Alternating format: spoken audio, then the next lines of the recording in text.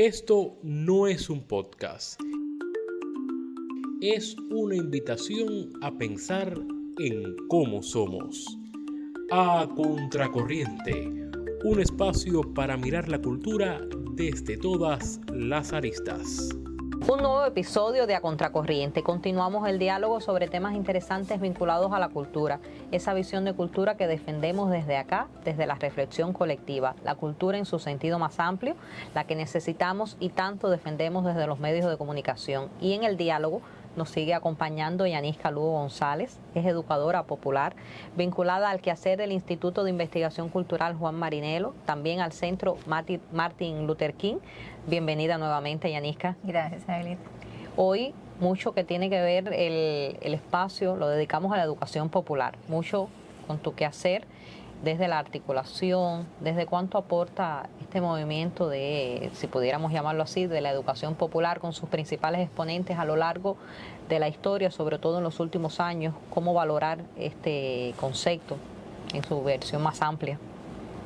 Sí, has dicho una cosa fundamental que es la concepción de la educación popular como un movimiento, porque realmente, bueno, hemos hablado del trabajo de base como el territorio donde se verifica el proyecto y se anima, se construye cotidianamente, y la educación popular es una forma de hacer ese trabajo, es una concepción política y pedagógica encaminada a un proceso que es clave para cualquier liberación, que es la toma de conciencia, la concientización del lugar del sujeto en un sistema de dominación múltiple, de la historia de opresiones, de la historia que ha vivido, porque aún los sujetos que están comprometidos en procesos políticos de transformación comparten dogmas y tienen prejuicios sobre el mundo que han conocido, que intentan reproducir tal cual han conocido.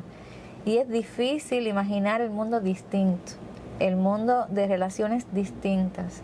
Y la educación popular viene a ser esa concepción con instrumentos pedagógicos, con metodología, para transformar el mundo desde la toma de conciencia, con una idea que es fundamental, que es la acción cultural dialógica, que es una idea de Paulo Freire, que ha sido un referente a la educación popular en Brasil, y que defiende el diálogo de saberes y de experiencias, de prácticas, como un lugar fundamental del aprendizaje. Las prácticas no son exactamente lo mismo que las experiencias. Todos los seres humanos tenemos experiencias en la vida, pero cuando hablamos de prácticas desde la educación popular, hablamos de procesos colectivos organizados con fines, con propósitos, con una intención. Y tenemos prácticas liberadoras en las que perviven elementos de la dominación. Por eso es una disputa permanente por ampliar la liberación, y por eso debe ser colectiva, porque cuando es colectivo nos reconocemos y vemos por dónde estamos reproduciendo esa lógica de dominación que estamos queriendo subvertir. Freire tiene un concepto que es fundamental, que se parece mucho a una idea de Fernando Martínez Heredia, que no tengo que hablar quién es Fernando, pero Freire defiende la idea del inédito viable, como es una categoría que refiere a que en el mundo pueden ocurrir cosas que no han ocurrido hasta ahora, pero que podrían ser posibles si las imaginamos y nos lanzamos a crearlas. Y Fernando decía que ninguna revolución se había hecho hasta hoy sin trascender los marcos de lo supuestamente posible. Las revoluciones eran aquellos que exactamente se movían en esa frontera de la posibilidad para trastocarlo todo.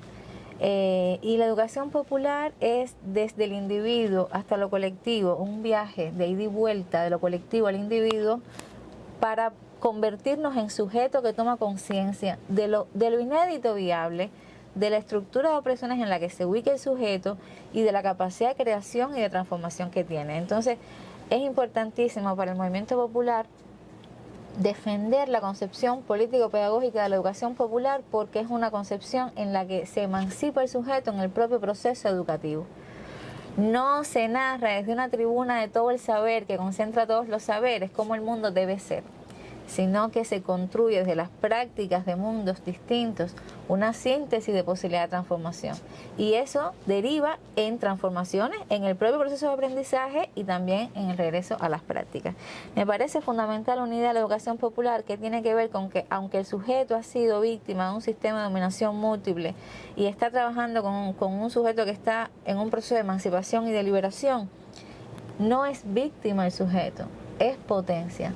La potencia creadora, o sea, ciertamente puede estar atravesado por dolores sociales del lugar donde ha estado ubicado, pero siempre tiene una potencia, y de lo que tomas conciencia en último caso es de tu potencia de transformación, que no es individual, o que por lo menos no debiera ser no debe agotarse en lo individual.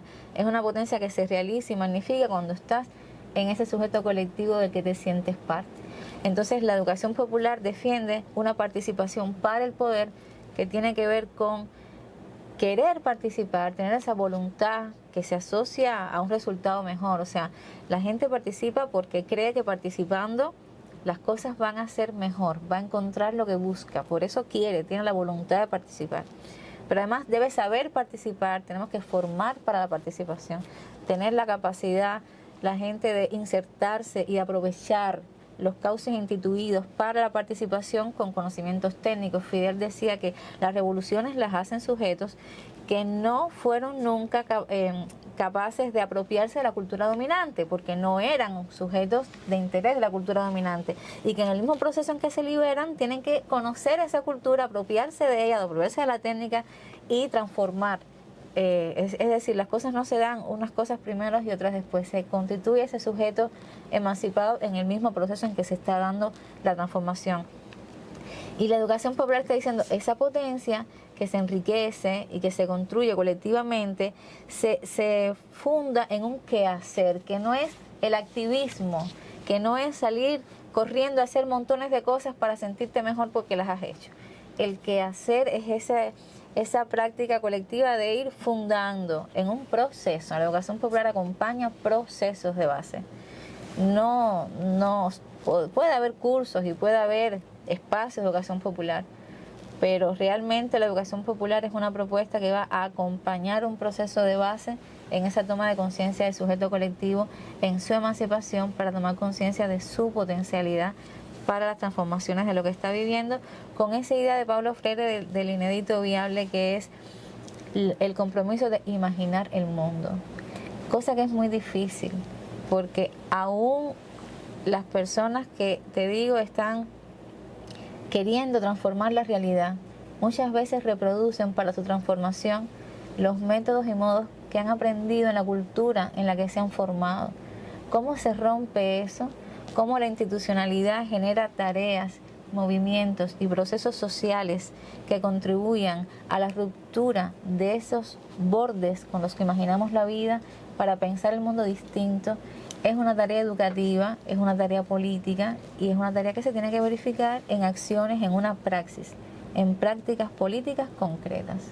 Que para suerte también de los cubanos, también en la región tenemos experiencias muy cercanas y estamos muy vinculados con esos conceptos de educación popular. Freire, por ejemplo, sería uno de los ejemplos de los que has mencionado. Otros ejemplos que quizás pudieran servirnos como parte de este debate, de experiencias que crees que se adquieren vinculadas a tu labor ya desde la investigación cultural. Sí, porque la educación popular no es una especialidad de nada, es un compromiso ético, pedagógico, de fundar referencias teóricas diferentes, que incluye el marxismo heterodoxo. Yo diría que Fernando Martínez Heredia fue un educador popular, Alfonso Torres en Colombia, un profesor que todavía acompaña los movimientos populares de una reflexión de la pedagogía, es un educador popular. Fals Borda, cuando habla de la investigación acción participativa y concibe los procesos de transformación mientras se hace estudios sobre ellos, también está contribuyendo a la educación popular. Pero el teatro del oprimido contribuye a la educación popular. Todo lo que pueda ser útil en la síntesis de un sujeto que siente y piensa, que no es el sujeto racional de la modernidad, sino es un sujeto que descubre el juego, descubre sus emociones, descubre en la mística del proceso educativo la memoria de las mujeres y los hombres que le precedieron en un camino de lucha del que es parte. Todo eso hace la educación popular un territorio de sentidos de vida, un territorio de sentidos de vida donde descubres eso que es la síntesis de lo que sentimos y pensamos como sujetos, que muchas veces han fracturado y han invisibilizado la educación tradicional, porque supuestamente se trataría de comprender y mejorar el mundo, pero sentirlo y descubrirlo en los aprendizajes que significa eso es más complicado. Conceptos, por supuesto, y valoraciones que nos hacen definir próximos temas. Cierro así la idea. Gracias, Yaniska, por compartir con nosotros este nuevo episodio de A Contracorriente, basado en conceptos de movimientos como educación popular, basado en comunicación, arte, cultura, cómo el arte y la comunicación cultural pueden desafiar, por supuesto, esa hegemonía simbólica impuesta por modelos muchas veces coloniales, y cómo los artistas, precisamente de cómo los artistas, y llevándolo a nuestro entorno más cercano, a nuestro país, serán objetivos de próximos episodios de A Contracorriente. Pueden los artistas entonces, desde su trabajo de base, contribuir a esos imaginarios propios, populares, por supuesto, en nuestro país. Gracias, Yaniska. Te reitero, un placer conversar contigo en este nuevo espacio de A Contracorriente.